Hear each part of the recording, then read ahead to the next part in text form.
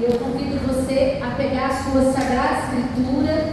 Sheila, eu não trouxe a minha Bíblia hoje. Semana que vem, quando você vier ao curso de oração, você vai trazer a sua Sagrada Escritura, porque ela não pode ficar guardada no guarda-roupa, na estante, na gaveta. A Sagrada Escritura foi feita para ser usada. A palavra de Deus é o verbo feito carne para nós. Se a palavra não tiver poder de mudar algo em nós, nada mais pode. Então traga a sua Sagrada Escritura. Amém? Amém. Semana que vem você vai voltar, traz sua Bíblia. Nós vamos meditar essa noite, pega aí, Jeremias, profeta Jeremias, capítulo 1, versículo 17. Na Bíblia da Ave Maria, a página 1033. Se você está sem Bíblia, senta aí do ladinho de alguém que está com Bíblia, ou o servo empresta a Bíblia dele para você. Vamos dividir a Sagrada Escritura. Se você esqueceu o seu óculos, semana que vem traz o seu óculos e a Bíblia para você ler, né? Às vezes vocês vão falar assim, eu não estou conseguindo ler porque eu trouxe meu óculos. Então semana que vem você traz a Bíblia e o óculos, tá? Para você acompanhar. Então, profeta Jeremias, capítulo 1, versículo 17. Todo mundo achou? Página 1033. 1033. Amém? Amém? A palavra de Deus vem dizer assim para nós essa noite: tu, porém, cinge-te com o teu cinto e levanta-te para dizer-lhes tudo quanto te ordenar. Não temas a presença deles, senão eu te aterrorizarei à vista deles. Quanto a mim, desde hoje faço de ti uma fortaleza, coluna de ferro e muro de bronze, erguido diante de toda a nação, diante dos reis de Judá e seus chefes, diante de seus sacerdotes e de todo o povo da nação. Eles te combaterão, mas não conseguirão vencer-te, porque estou contigo para livrar-te. Palavra do Senhor. Graças a Deus. Vamos aplaudir a palavra de Deus?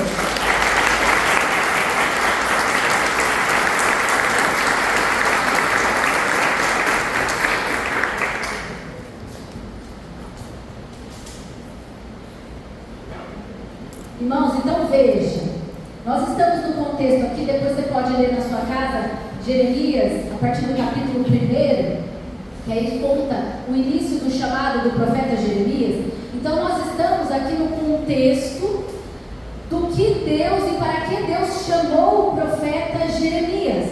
Nós estamos dentro desse contexto, desse diálogo de Deus com Jeremias quando chamou ele para uma missão específica. Então veja, Jeremias era um sacerdote que vivia em Jerusalém, na verdade numa aldeia que chamava Anatote, a nordeste de Jerusalém. Então ele vivia lá.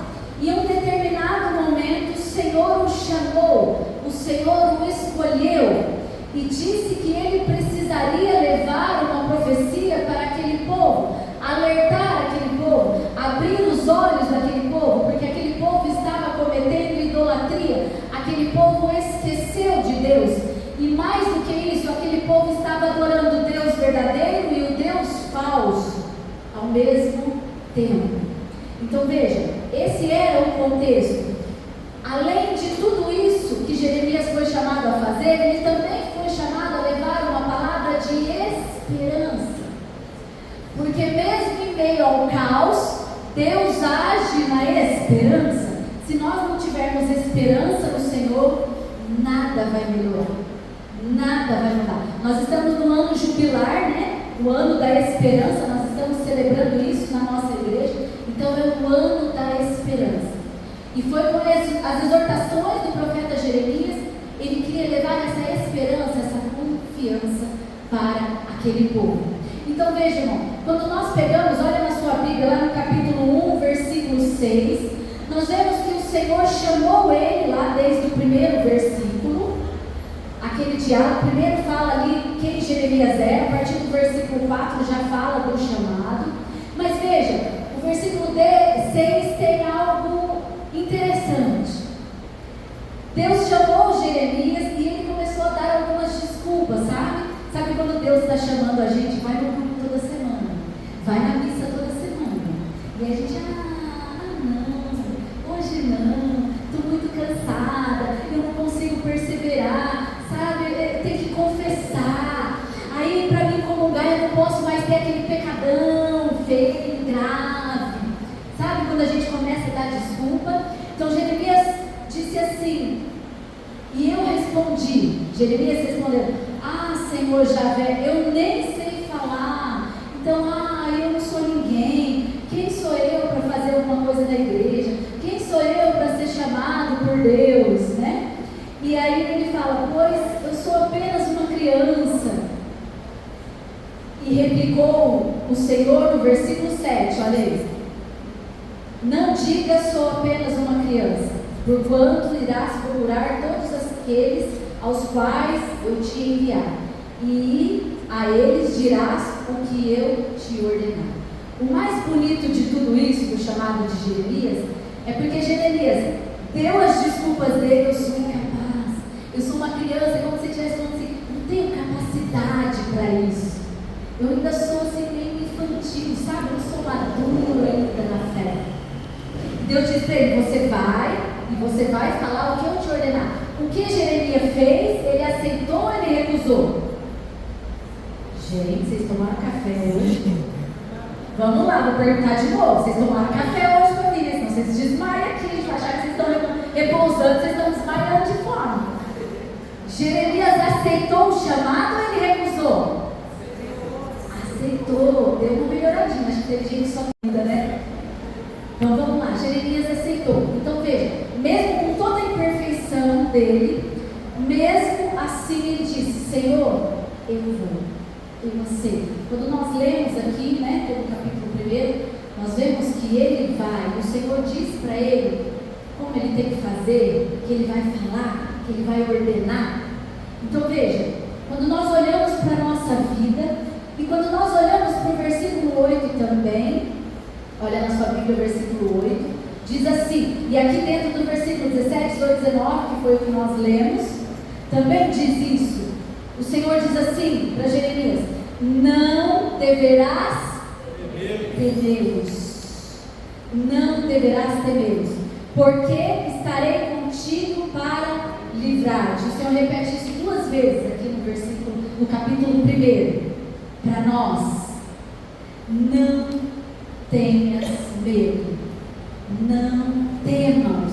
Irmãos, veja, não sei se você viu o post do grupo dessa noite. O post tinha uma cruz e uma mão acorrentada, não tinha? Quem viu aqui? Quem viu o post? Né? Que anda aí nas redes sociais, no WhatsApp da vida. Então tinha uma cruz e uma mão com uma corrente em volta. O que é essa corrente na nossa vida? É o medo. Medo. Por que nós não evoluímos espiritualmente? Por que nós não conseguimos perseverar na igreja? Por que nós não conseguimos perseverar nas coisas de Deus? Ser insistentes, ser cara de pau, sabe assim? Eu pequei, deixa eu correr para a confissão, mas eu não vou desistir. Sabe assim? Por que nós desistimos? Tudo por causa da corrente do medo. Os malditos medos que nos rodeiam. Então veja, eu tenho medo porque eu me acho como Jeremias incapaz de fazer algo a mais. Eu olho para mim e eu mesmo me desqualifico. Eu falo, mas eu não sou capaz de fazer nada, eu sou pecador. Mas veja, irmão, todos nós somos pecadores. Jeremias também era pecador. Todos nós. Até o sacerdote que celebra a missa é o sacerdote, sim, é um homem, sim, mas ele também é pecador, ele também se confessa com outro padre. Veja, todos nós somos pecadores, mas nós não podemos nos desqualificar. Dizer assim, sabe aquela síndrome de vitimismo? Eu não sirvo para nada, eu não sei fazer nada, Deus não me chama para nada, todo mundo me odeia, eu sou emprestado. Irmão, o medo faz isso com a gente. O vitimismo faz isso com a gente. O afastamento da presença de Deus faz isso com a gente. A falta de comunhão eucarística faz isso com a gente. começamos a nos sentir pessoas imprestáveis. Então o medo nos acorrenta, o medo de perder o emprego. Eu vou mentir aqui, sabe? Porque se eu não mentir, o meu chefe vai me mandar embora. Uma vez eu trabalhava numa empresa que prestava serviço até para a Petrobras, era uma terceirizada. Uma empresa muito boa. E aí o meu chefe diz assim, assina esse documento aqui, Sheila, porque precisa falsificar a assinatura de um funcionário, senão a gente não recebe o pagamento no dia certo. Eu disse assim, tá. Se você quiser assinar, problema é seu, eu não vou assinar. O medo não pode nos acorrentar. E aí 15 dias depois eu fui mandada embora. Passado, eu acho que um mês, eu consegui um emprego melhor do que eu tinha, ganhando mais do que eu ganhava. Porque qual que é o tema dessa noite? Porque estou contigo para livrar-te. Irmão, a minha e a sua confiança precisa estar no Deus Altíssimo. Precisa estar somente nele. Nós temos que dobrar o nosso joelho somente para Ele. A nossa vida tem que ser para Ele. O nosso tempo tem que ser para Ele. O nosso trabalho tem que ser para Ele. Não tenha medo de fazer o que é certo. Não tenha medo de santificar a sua vida. Não tenha medo de ser mais santo, porque o mundo lá fora não vai te ensinar isso. Pelo contrário, o mundo vai dizer que você pode mentir, que você pode achar no celular um dinheiro e não entregar. O mundo vai dizer que você pode namorar e não viver a castidade, porque isso é normal e todo mundo faz isso. O mundo vai dizer para você nas rodinhas do nosso emprego que o marido pode trair a esposa e a esposa o marido. Sabe o que é isso? Medo de desagradar os amigos, sabe? De não ter o que falar na rodinha, de não ter assunto na rodinha. Irmão, quando alguém te identificar como um Jeremias, como um chamado do Senhor, nem palavrão as pessoas falam perto de você mais. Porque eles falam, essa é uma pessoa de Deus, eu preciso respeitar. Aqui eu não posso chegar falando o que eu quero. Então o medo paralisa a gente. Nós não podemos ter medo de nada. Nós devemos somente temer a Deus, agradar a Deus.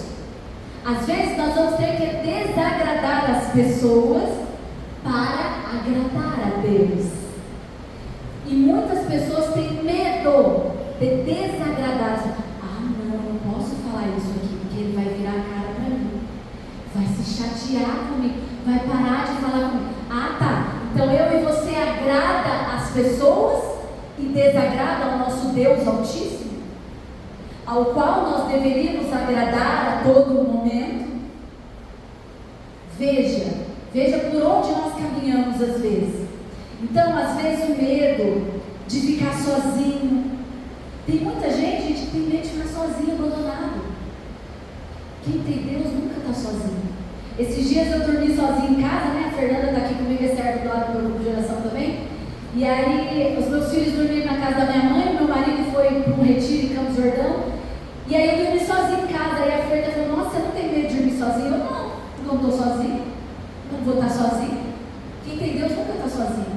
Quem comunga Jesus Eucarístico nunca está sozinho, porque Ele está dentro de nós. Deus é onipresente, Deus está em todos os lugares. Irmão, até quando você vai no banheiro fazer xixi, tomar banho, Deus está com você. Quando você está num lugar fazendo uma coisa errada, pecando, Deus está perto de você.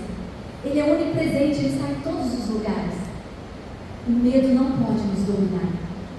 O medo da solidão, o medo de ficar doente. Tem gente que tem medo de ficar doente. Eu conheço pessoas que falam assim, começa a sentir uma dorzinha muscular e fala, nossa, será que é câncer? Eu falo, credo, eu creio que a palavra tem poder, não fica chamando, não. Tem que ter medo de doença, tudo é doença. Ai, será que, meu Deus, eu estou com uma dor aqui, será que é não sei o quê? Ele fala uma doença grave lá. Gente, medo de doença. Não podemos deixar o medo nos dominar. Não podemos. Deus fala 2 vezes para Jeremias, não temos. Não temas o que pode te acontecer. Não temas as pessoas que não vão concordar com você. Não temas o que vier à sua frente. Não temas os reis. Não temas os sacerdotes. Não temas ninguém. Não tema o povo. Porque eu estou contigo para livrar. E às vezes a gente acha que livrar é livrar dos problemas e das doenças. Então assim, eu estou com Deus, eu não posso ter mais problema. A minha vida tem que ser só bênção. Por isso que as pessoas não conseguem ficar na igreja. Porque elas não conseguem amadurecer a sua fé. Tirar o medo é amadurecer a fé. Veja, não é que a nossa vida não vai ter problema. Nos livrar, que Deus quer dizer aqui, é nos dar o tom da fortaleza para você vencer o problema e o pecado. É assim que Deus nos livra. Claro, pode ser que aconteça um livramento. Eu tive um livramento de um acidente, eu tive um livramento. Isso pode acontecer, mas não é isso que rege a nossa vida. Porque se nós pensarmos que Deus tem que nos livrar sempre de tudo, a gente vai achar que a nossa vida tem que ter só bênção. E aí a gente não abraça a nossa cruz. E Jesus diz na palavra: se quer me seguir, pegue a sua cruz e siga-me. Então a nossa vida vai ter cruz, porque é a cruz que vai nos levar à salvação. Irmãos, quando a pessoa tem muito dinheiro, quando a pessoa tem poucos problemas, ela não busca Deus. Quando o rico não fica doente, ele não lembra de Deus, porque ele tem conforto, ele tem tudo que o dinheiro pode comprar. Mas e aí quando vem a doença e o dinheiro não pode curar? Aí ele lembra de Deus. Não tenha medo. Não tenhas medo. Porque se você tiver medo, você não vai sentir a proteção do Senhor. Você não vai fazer uma experiência profunda com a fidelidade de Deus. Porque Deus é fiel quando nós caminhamos com Ele. E muito fiel. Muito fiel. Cuidado, irmãos. Cuidado com a vaidade excessiva. O medo de não conseguir ser diferente e querer se encaixar, sabe? Nesse mundo onde as mulheres precisam ter um padrão de alisar o cabelo, de ter um corpo bonito, de vestir certas roupas, tem que ir na academia, não pode ter uma barriga, não pode ter um quilinho a mais. Cuidado com isso.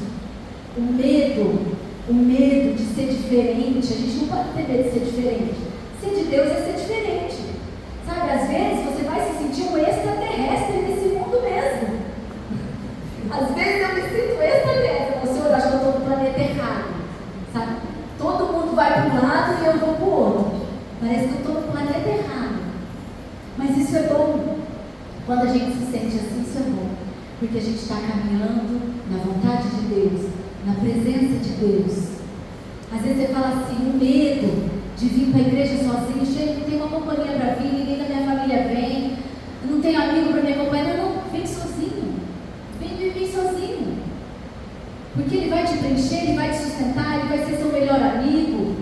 A palavra de Deus diz que o Senhor nos diz assim: não, você não é meu servo, você é meu amigo. Eu te chamo de amigo. Você é próximo. Então veja, irmãos, o medo não pode ser a corrente que nos prende. Porque o Senhor tem um chamado para mim e para você. Ninguém é descartável. Ninguém é descartável. Se hoje nós somos servos de grupo de oração aqui, é porque nós dissemos sim ao nosso chamado. Mas tem um monte de coisa que a gente pode fazer na igreja. Tem um monte de pastoral, um monte de movimento, comunidades. Qual é o seu chamado? O que Deus quer para você? Não tem idade. Vocês falam, não, Sheila, eu já tenho 60, 70. Não. Vamos lá.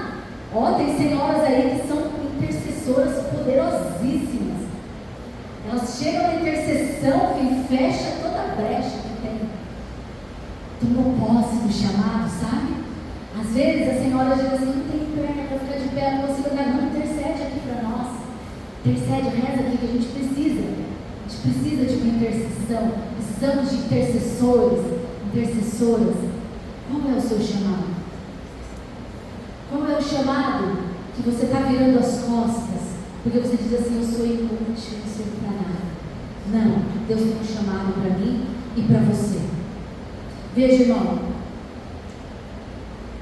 porque estou contigo para te livrar. Veja, nós só vamos conseguir sentir, palpar, ver com os nossos olhos a proteção de Deus, o livramento de Deus, quando nós aceitamos Jesus na nossa vida. Então nós mudamos de vida, nós temos uma conversão verdadeira. Chega, o que é uma conversão verdadeira? Eu saio desse grupo de oração, amanhã eu já falo assim, eu tenho que me confessar, eu tenho que ir na missa todo domingo, eu tenho que comungar, eu tenho que rezar meu terço todos os dias, eu tenho que ler minha Bíblia todos os dias. Isso é conversão verdadeira. Quando alguém diz para mim assim, como que eu sei que eu fui batizado no Espírito Santo de Deus? Quando você vê a sua vida transformada.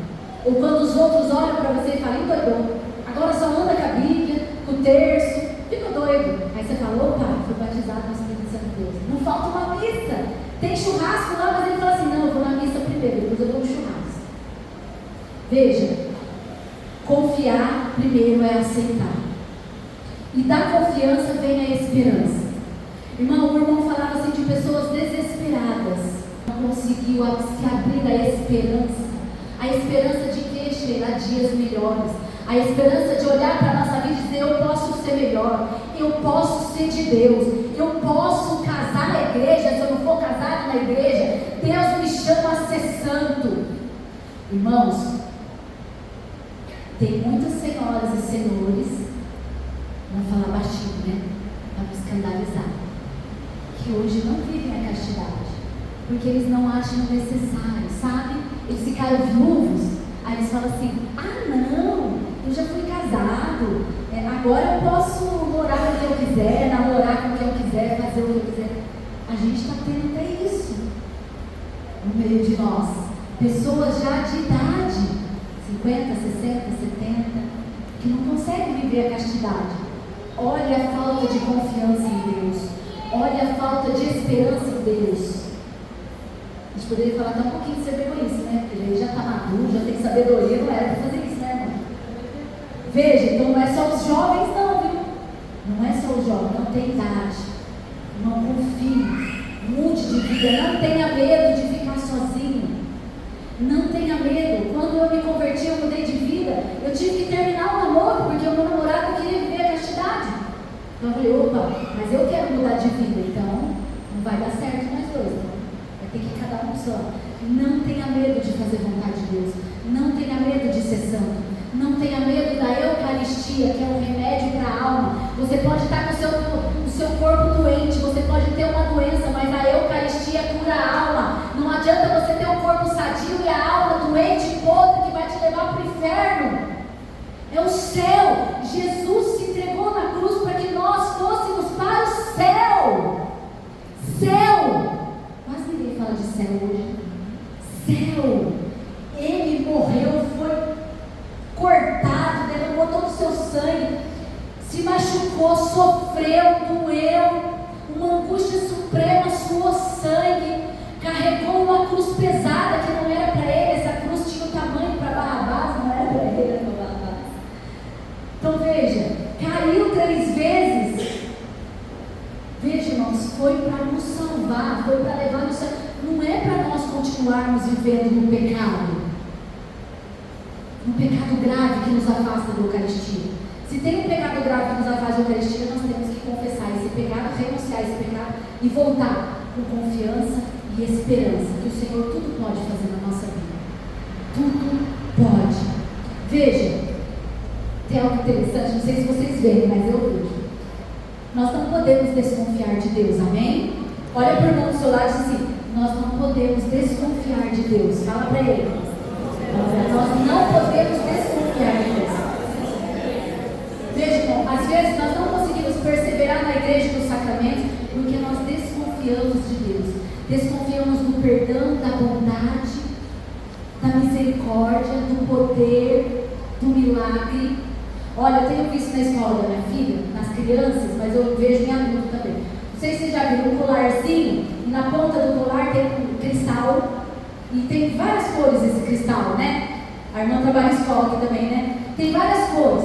E aí eu vejo as crianças usando aquilo no pescoço. Você sabe o que aquilo significa? É um cristal de esoterismo.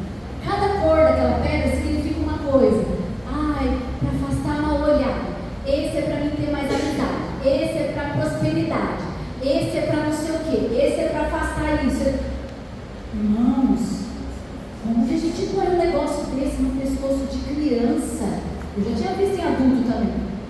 Quando nós usamos um amuleto, olho grego, eu vejo gente às vezes na missa, em encontros religiosos, usando olho grego no pescoço, olho grego no braço. Sabe o que acontece? Isso é um amuleto. Isso é idolatria. Isso é o que aquele povo fazia aqui em Jeremias. Ele adorava, ele ia lá no templo, adorava o Deus verdadeiro. Quando saía do templo, ia lá nos templos cananeus que eles ergueram junto com os judeus. E eles adoravam os deuses falsos, as estátuas falsas. E aí eles iam lá e iam aqui. Sabe, gente, eu não vou falar porque está gravando, tá? Mas sabe aqueles lugares que a gente não pode ir, aqueles centros, não preciso falar o nome, aqueles centros pintadinhos de branco e azul, aqueles salões, aquelas reuniões, aquelas consultas com aquelas coisas que você sabe muito bem do que eu estou falando. Isso não é confiança. Quando nós chegamos nesse ponto de ter amuletos, de consultar lugares que não é para a gente ir, que um cristão católico não deve, é porque já nós não temos mais confiança no poder de Deus, no amor de Deus, na misericórdia da cruz e no perdão, no céu. Nós queremos soluções rápidas. Esse povo estava vivendo querendo solução rápida. Eles até tinham adquirido uma prática cananeia que era oferecer bebês para serem mortos para os falsos deuses. E nós fazemos isso no meio de nós. Sabe como nós chamamos isso?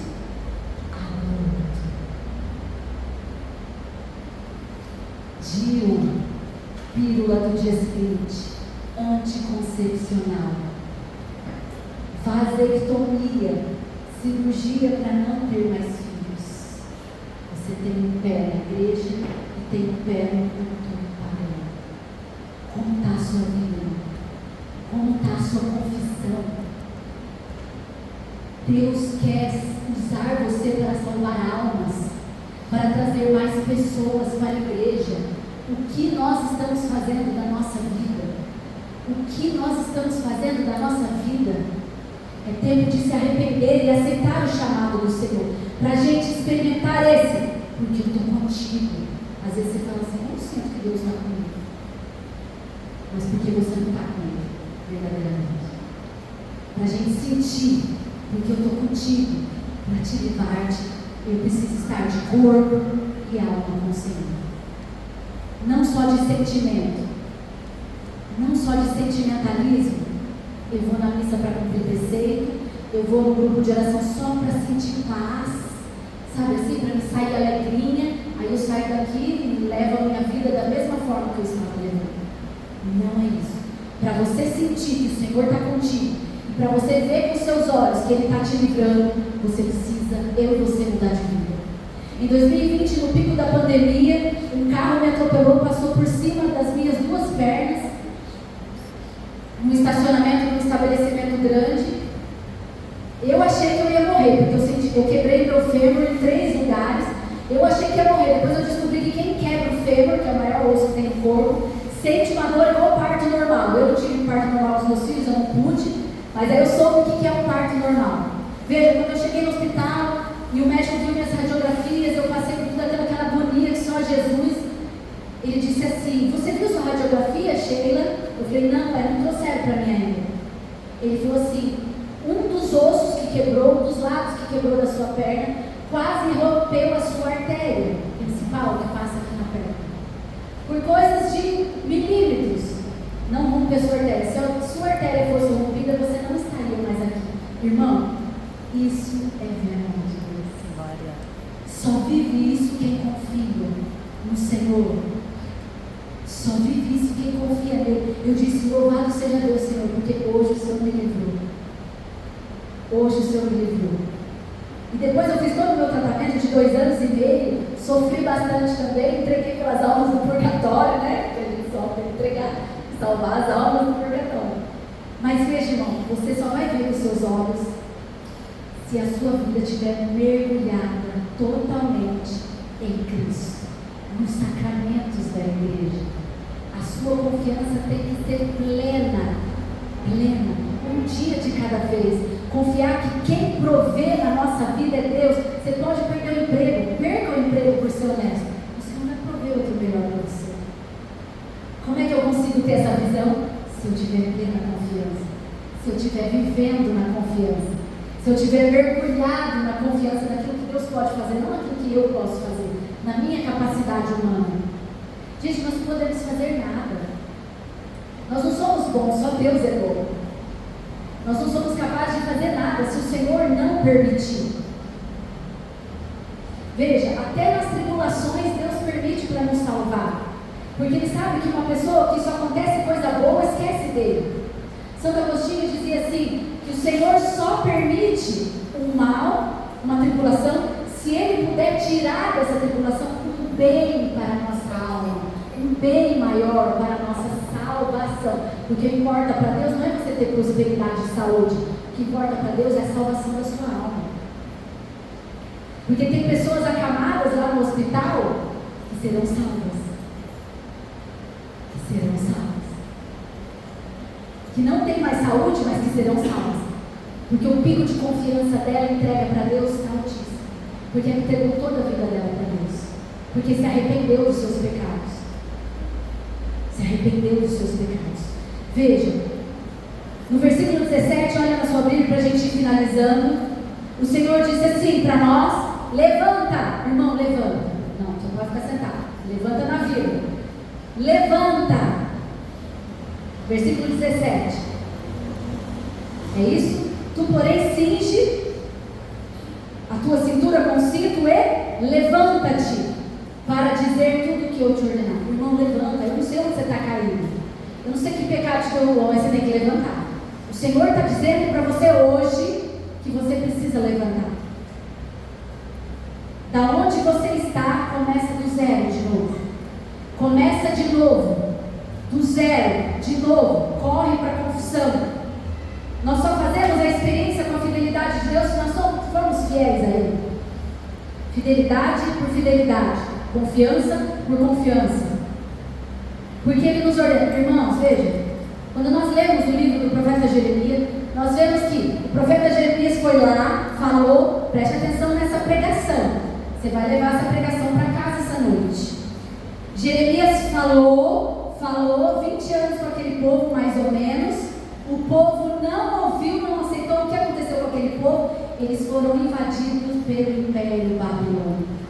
Foram levados escravos, tirados da sua casa, da sua pátria, da sua terra. Irmão, não espere acontecer a Babilônia na sua vida. Ouve a palavra do Senhor, a voz do Senhor, e vai. Levanta e vai. E vai. Não tenha medo. Não tenha medo. Versículo 18 fala de novo. Olha na sua Bíblia. Quanto a mim, desde hoje te faço uma fortaleza. O que o Senhor fala para mim, para você, que Ele está fazendo de nós? Uma fortaleza. E aí, quando nós confiamos em Deus, quando nós entregamos a nossa vida a Ele, quando nós convertemos, quando nós caminhamos com Ele, Ele faz de nós uma fortaleza. E a palavra de Deus diz no versículo 18, preste atenção aqui em mim, deixa a Fernanda andando aí, vai, Fernanda, você está procurando toalete, né? Vai lá, minha filha. Ó, presta atenção aqui na palavra. Vou fazer de você, olha na sua Bíblia, coluna de ferro e muro de bronze, erguido diante da sua. Irmão, se você confiar em Deus, se você comungar, se você entregar a sua vida para Ele, se você fugir do pecado, Deus vai fazer de você uma fortaleza, coluna de ferro, muro de bronze. Nada mais vai te afastar do amor de Deus, amém? Amém. Nenhum problema, nenhuma tribulação, nenhuma doença vai te afastar de Deus. Eu sou prova disso. Há 20 anos eu caminho com o Senhor. Já veio tribulações que só por Deus. Eu tenho passado algumas. Agora na minha família, nada. Quando você tomar posse de que Deus vai fazer de ti, Deus está falando para você essa noite. Quanto a mim, desde hoje faço-te uma fortaleza, coluna de ferro, muro de bronze. Ninguém tem o poder de te derrubar, nenhum pecado. Nenhum pecado, porque quando Jesus se entregou na cruz, Ele já pagou por nós todos os nossos pecados. O pecado só tem poder sobre nós se nós deixarmos. Se nós deixarmos o pecado tomar conta de nós. Ele não tem poder mais sobre nós. Porque o Senhor diz que aquele que me segue, aquele que ouve o meu chamado, aquele que aceita o meu chamado, a minha palavra, o meu evangelho, os meus mandamentos, faço dele coluna de ferro, muro de bronze. Se você não está se achando coluna de ferro, muro de bronze, é porque você não está caminhando nos mandamentos do Senhor. Amém? E para nós fecharmos e orar, o Senhor faz uma promessa para mim e para você essa noite, para que nós possamos tomar posse dessa promessa. Versículo 19, olha na sua Bíblia. Eles te combaterão, então o pecado vai vir, a tribulação vai vir. Eles te combaterão, a tristeza vai vir, a depressão vai vir, a falta de dinheiro, o desemprego, a solidão, a doença. Eles te combaterão, mas não conseguirão. Vamos lá, gente, como quem tomou café, vamos lá, ó. Eles te combaterão, mas não conseguirão vencer-te. Oh glória! Ninguém vence o ungido do Senhor que comunga Jesus Eucarístico todo domingo, todo dia, ou sei lá quantas vezes ele puder. Ninguém. Olha a promessa do Senhor. Porque estou contigo para livrar-te. Oráculo do Senhor.